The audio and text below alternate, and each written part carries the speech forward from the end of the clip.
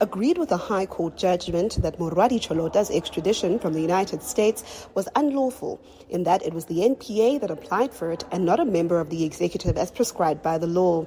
But he did not agree with the High Court's judgment on the decision not to try her. The fact that the extradition was unlawful, as aforesaid, does not of itself deprive the High Court of South Africa, Free State Division, Bloemfontein, of criminal jurisdiction over the respondent.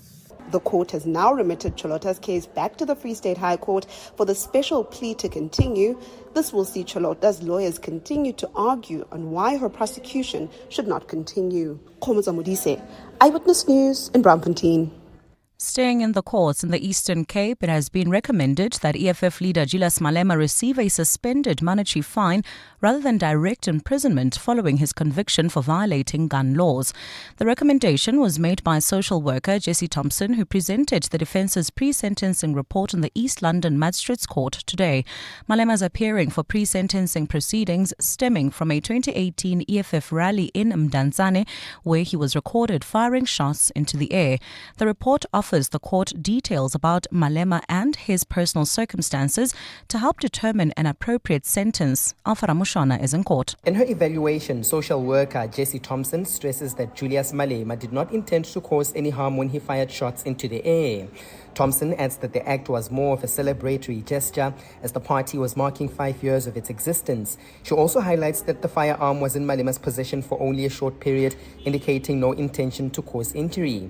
Based on this, the social worker has recommended a lighter sentence, one that would not send Malema to prison. Impose a fine that reflects the gravity of the offences, with the fine suspended to encourage continued lawful behaviour. Restrict the accused from obtaining a firearm licence for a specific period as an ongoing deterrent. Require the accused to make a monetary donation as restitution to Gun Free South Africa. She says given that all 5 charges stem from a single incident and that Malema did not load the firearm, the charges should be considered collectively for sentencing. Alpha Ramshwana, Eyewitness News at the East London Magistrates Court in the Eastern Cape. We move to the south of Johannesburg, where friends and families of the 14 pupils who lost their lives in a tragic scholar transport crash in Vanderbijl Park have gathered in Sebokeng for a joint memorial service. Police say the minibus taxi the learners were travelling in earlier this week collided with a side tipper truck after the driver allegedly attempted to overtake multiple vehicles. The driver has since been arrested and made his first appearance before the Vanderbijl Park Magistrates Court yesterday, facing 14 counts of murder among other charges. Gizikoko has more. On Monday, 12 learners were declared dead at the scene of the crash. 5 others were rushed to hospital, with 2 later succumbing to their injuries, pushing the death toll to 14. Today, with support from the Gauteng Education Department, families are coming together to remember the young lives lost, marking a moment of collective grief for a community still struggling to come to terms with the tragedy. Several senior provincial officials are expected to attend the memorial to offer condolences and pay their respects to the bereaved families. Meanwhile, police say investigations into the crash are continuing, with the possibility of further arrests not ruled out. Monke Zikoko, Eyewitness News, Sebokeng. And Danish Prime Minister Mette Frederiksen is set to visit Greenland's capital, Nuuk, today for talks with her counterpart after a turbulent week that saw US President Donald Trump back down from his threats to seize the Arctic island. Frederiksen's travel comes after she held talks earlier today with NATO Secretary General Mark Rutte, who reached a purported deal with Trump in Davos this week on Greenland. Rutte and Frederiksen agreed today the alliance should boost work to improve security in the Arctic. The details of the deal remain scant, but Danish Foreign Minister Lars Løkke stressed today that there had been no formal detailed plan hammered out between Trump and Rutte. Rather, that the discussions between the pair was a framework for a future agreement whereby, instead of those drastic ideas about needing to own Greenland, Trump now wishes to negotiate a solution. Gold's trading at $4,922.01 an ounce. The rand's at 16.16 to the dollar, at 21.85 to the pound, at 18.96 to the euro. Brent crude oil's at $64.93 a barrel. Heading towards Bedford View, leaving Edenvale, slow-moving traffic. This is on the R24 westbound between Edenvale Road and the Kilulis interchange in Hermanstad. That's also leaving the Pretoria CBD. Bumper-to-bumper traffic on Eskiam Pahlele between Vormhagen and Lavender Road. And look out for those faulty traffic lights in Kyalami at the R55 and Kyalami Boulevard. A look at your weather. It's a partly cloudy afternoon in Gauteng today with isolated afternoon thunder showers expected. Temperatures are peaking at highs between 30 and 31 degrees. The top story in Eyewitness News this hour. The Constitutional Court has remitted the case against Moradi Cholota, the former personal assistant to Ace Magashule, back to the High Court. EWN, in touch, in tune and independent. For the latest, visit ewn.co.za or download the EWN app. You're with Relebogile Mabotja Live, streaming countrywide on the Prime Media Plus app. DSTV channel 856, 92.7 and 106 FM.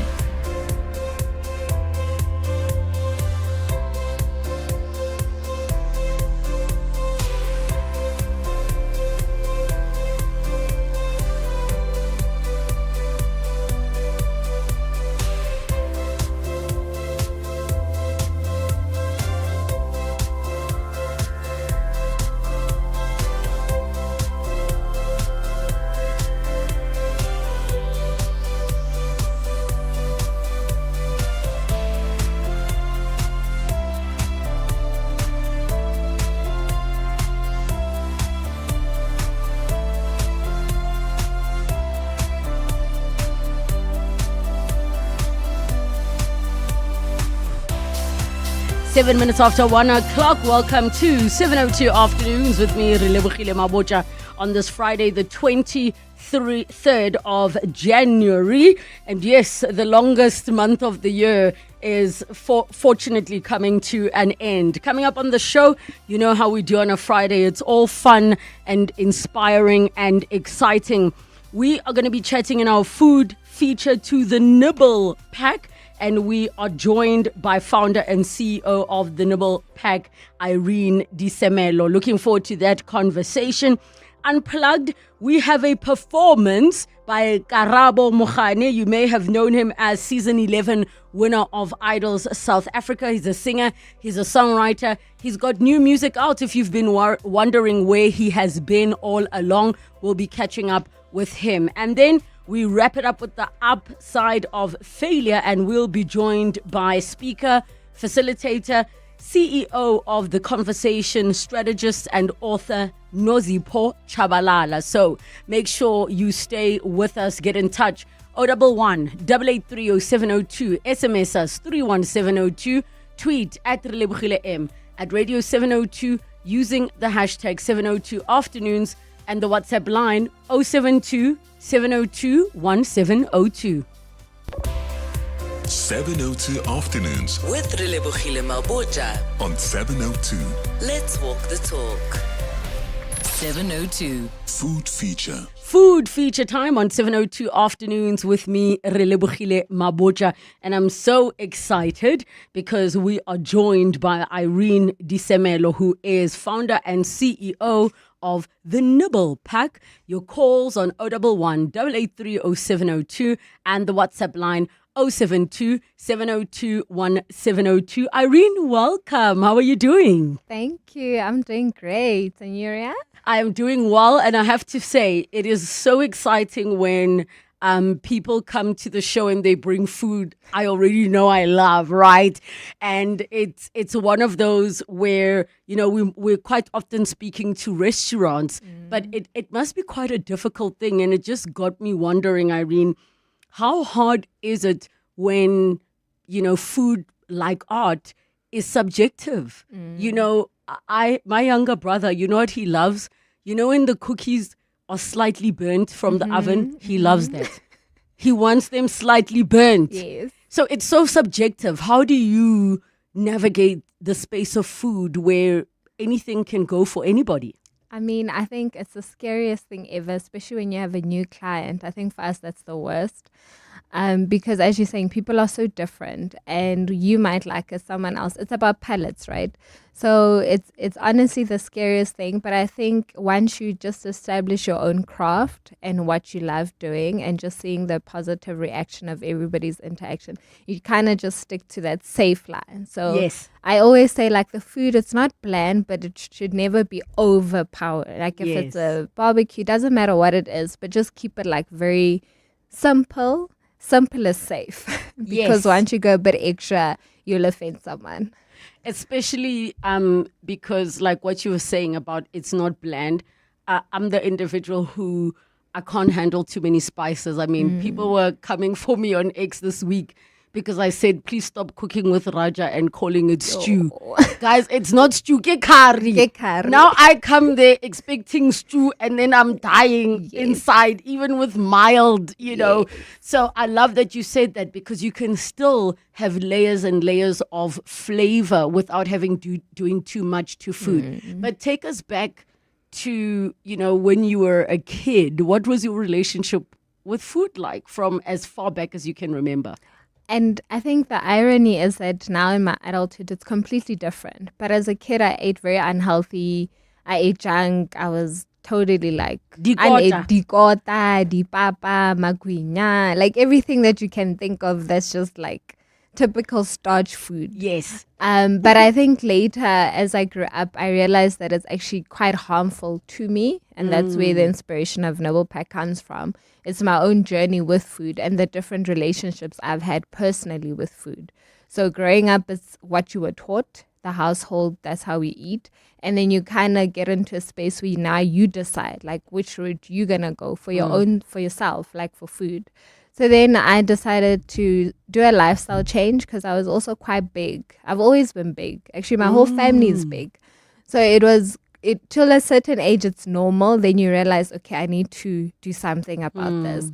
So then that's where it started. Then it was small decisions, like just reduce portion size, introduce more veggies, which is something that we did not grow up with. Rogotzeka, papa, and meat, you know. So girl, no veggies. It's a complete home and a complete meal in many homes. Yes. Yes. So your broccoli, these are things we learn after, you know, when you go to varsity, you learn, oh, there's other veggies besides morogo and cabbage, you know, then you learn the fancy veggies. But yeah, that's where it started. I also went through a stage where it was quite unhealthy, like the relationship I had with food, where I was not eating because I was so obsessed about losing the weight. So I've also gone through the negative side of trying to fight, you know, the goals and meeting it. So, but the long end of it, eventually I got to a stage where I understand food. I know what I'm eating. It's like purposeful eating. It's not just to be full.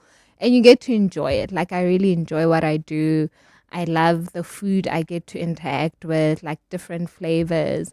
And it's a personal journey. Anything with food is very personal. Like I think even weight loss is such a personal thing. In relation to food. Like once you try box yourself or stereotype yourself, it's very difficult and you will relapse. That's what I've seen with the clients I've had, with the people I interact with.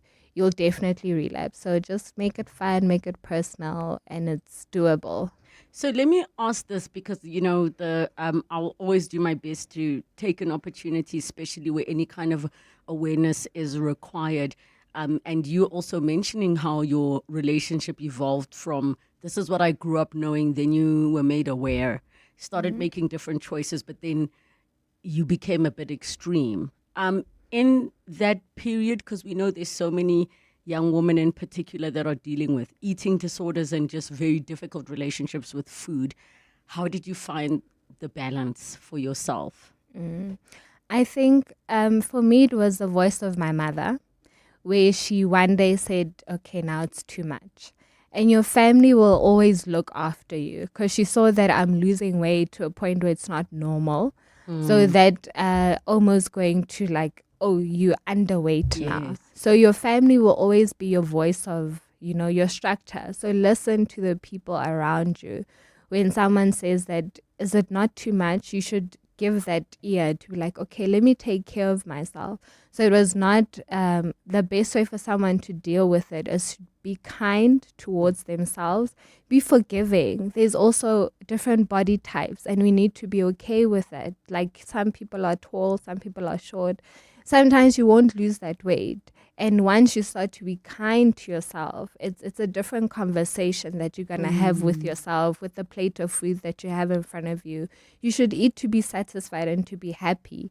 You will consult your doctors to get an idea of, what should I cut out, what should I do. But even that process, it should be, how can I say, it should be peaceful, it should be welcoming.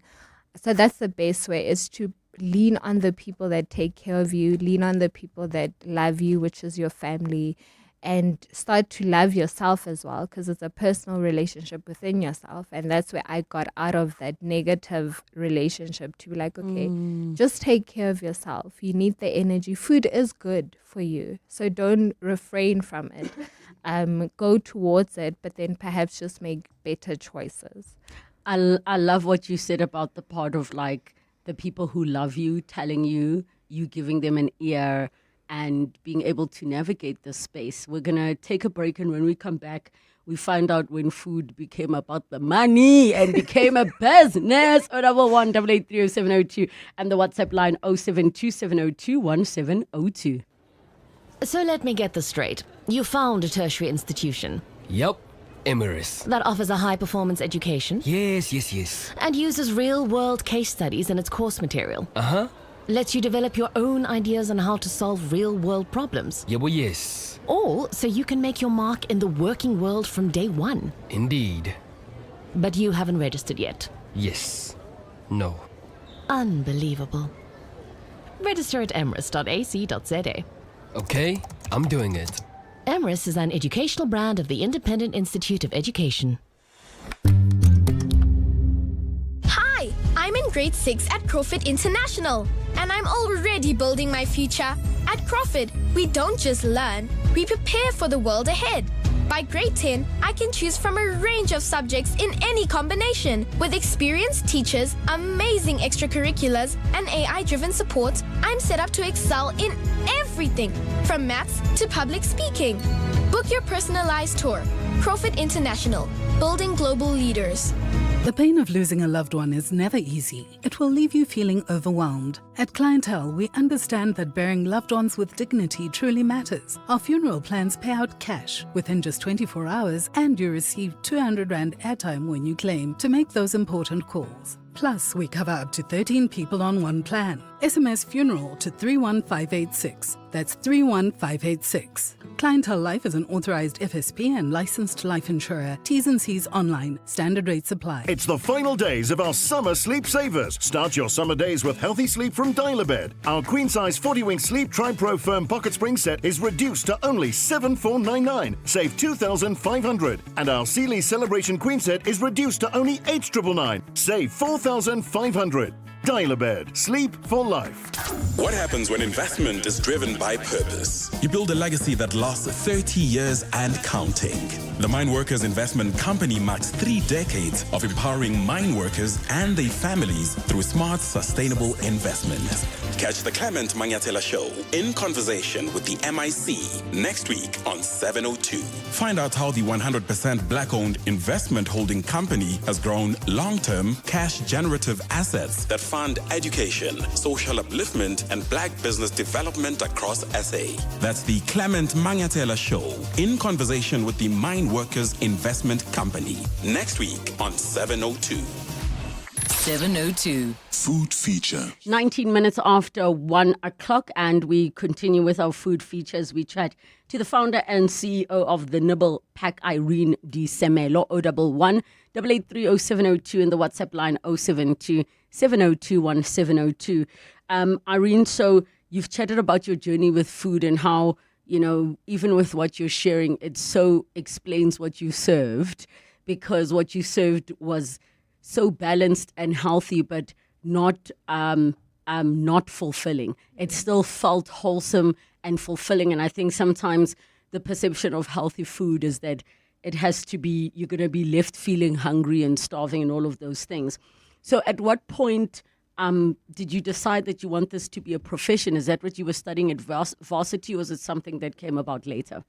So I started Nibblepack about 5 years ago. It's not something I studied. I did become an investment management. So the aim and the goal was to be a stockbroker, investment banker. Queen, yes. Right?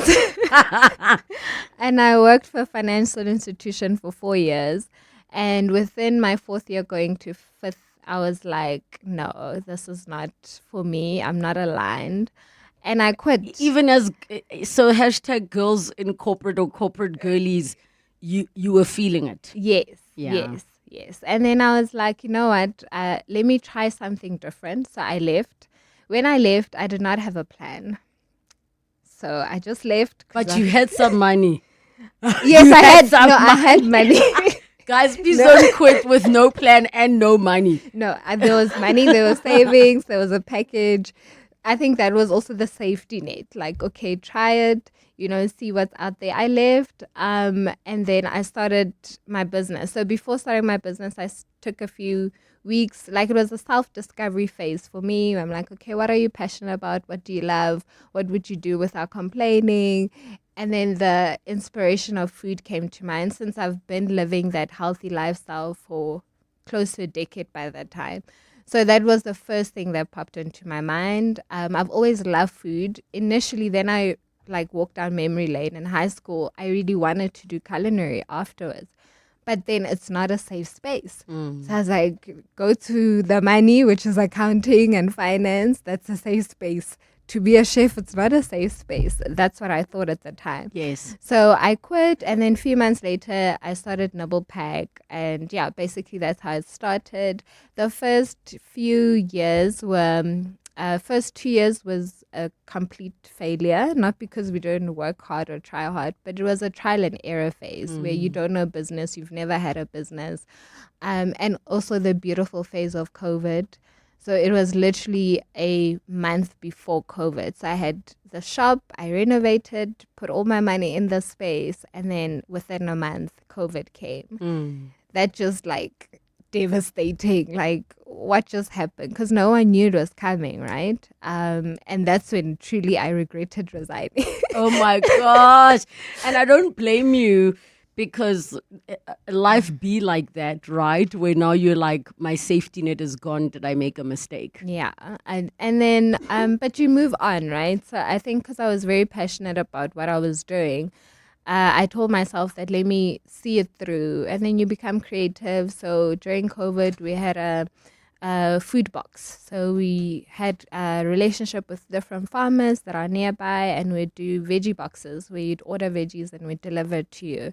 So we just found a way to work around still running a business while being compliant, and where you can actually run during COVID. Can I take a step back to when you did start the business? Because I know for many people who are also trying to do their own thing, what was the vision at the beginning?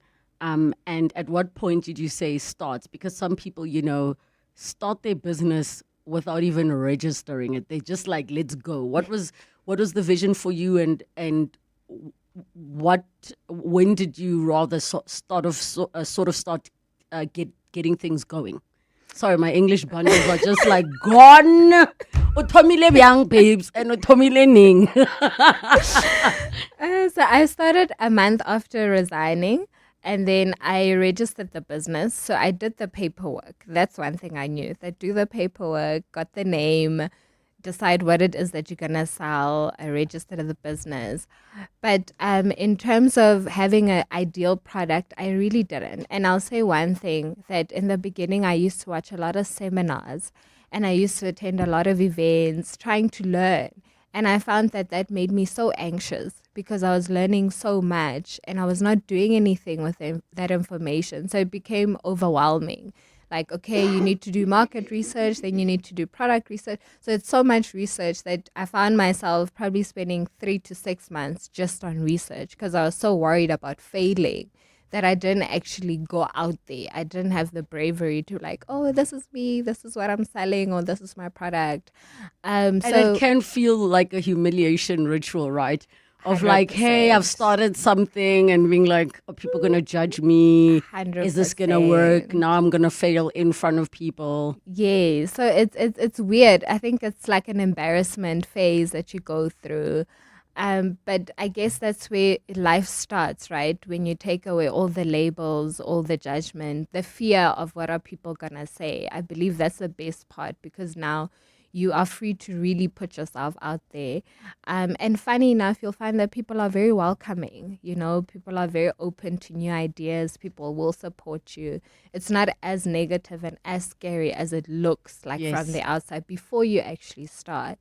There's a saying that you build your aeroplane while it's flying, and that's 100% business. Like, just start. Why is it an aeroplane? Why not a train, guys? Because you're in the air.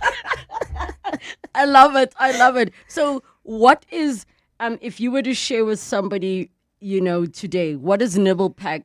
What does the business do, and what can people come to you for? So we are a catering company. We are meal prep service. Meal prep service meaning that we'll be able to come through to your house, teach you how to meal prep like a pro, make it quick. Within 3 hours, you're able to meal prep for the whole week. We've got all the tricks in the bag. And we also a prep meal delivery service. So we have a lot of corporates that we work with, and we deliver pre-packed meals, like similar to the ones that we brought in studio today, like grab and go things. And then for catering, anything, whether it's big events, small events. And it doesn't always have to be like, we're a healthy company, but don't think we only do like lettuce. Like, I'm going to call this girl and she's going to bring me a salad for me and my whole family. She's going to be scared to ask for oxtail. Like, exactly. Like, this one is going to judge me. So don't be afraid for that. It's very versatile. I think one way to describe our catering, it's very colorful. It's very fresh. That's the idea. So if you want color, you want fresh, you want something different, then I'm your girl. Don't worry. And I mean, I'd love for you to explain these office meal subscriptions. How does that work? So one or two ways. It could either be a group of employees that come together and they order and we deliver. But in most cases, it's the employer that would bring us on as a delivery service within the company, especially for spaces where there's no canteen, like office parks, remote areas, or even when they are, but there are not enough options. Like, we've had a few that are within Sandton because we're based from here. Yes. But there's no, the type of food they want is not available. Like, it's more your fast food, and perhaps you're not looking for fast food. Then we have a conversation. Usually our menu is very personalized. So we have a conversation. We understand your office culture, because that also plays a role. What do people like in the office? What kind of culture is here? Then we build a menu around that. Sometimes one corporate as well, where it's a subsidized fee. So the employees pay half and the employer pay half at the end of the month, which is like affordable for the employees, and there's no food waste, because sometimes with like buffet setup, there's a lot of food waste because you're over cater or under cater. But then with the meal packs, it's very controlled. So we were served a delicious chicken, I would call it salad wrap, and not chicken salad like how you imagine it to be chicken mayo. Sometimes people, when they think chicken salad, it's that very fresh, crunchy, really, really good, very much up my alley. And also you served couscous with roast veg and chicken. Why was that your choice for today? So I feel like they're your go-to meals. They are. Okay, with the couscous and roast veg, I love how versatile it is. You can always add avo to make it a cold salad, or you can add carrots to make it like a warm bowl. So it's a comfort food. For me, couscous is comfort food. Yes. Because it has that nice texture, nice flavor to it, and it's so versatile. So couscous is always my foundation, couscous or quinoa. The colors as well, it's light, and protein. You can match it with a fish, red meat or white meat. So it just leaves you with so much room to be versatile. And then, I mean, who doesn't like a chicken wrap? Like, I got you, girl. Where do you have a website, or can people visit you on social media to get in touch? Yes, so website it's www.nibblepack.co.za, and on Instagram it's _Nibblepack. Nibblepack. You can go to them, as she's shared, for corporate catering, office meal subscriptions, finger foods, grazing boxes, harvest tables, plated meal catering as well. And don't worry, she won't force you to be healthy, but it's nice to know that the healthy options are there and available. Thank you so much for such flavorful food. It was really good. Nibblepack.co.za. It's 1:30, time for your latest Eyewitness News headlines. Good afternoon. Thanks, Relebogile. Good afternoon. We begin with news just in from the Eastern Cape, where the death toll in a school shooting at Ntabankulu Primary in Zwelicha has risen to 4. The last surviving victim succumbed to her injuries last night while being transported to another hospital after experiencing medical complications. Yesterday, a former teacher at the school was out on bail for sexual assault charges involving pupils, and police say he forcibly gained access to the school premises by cutting the fence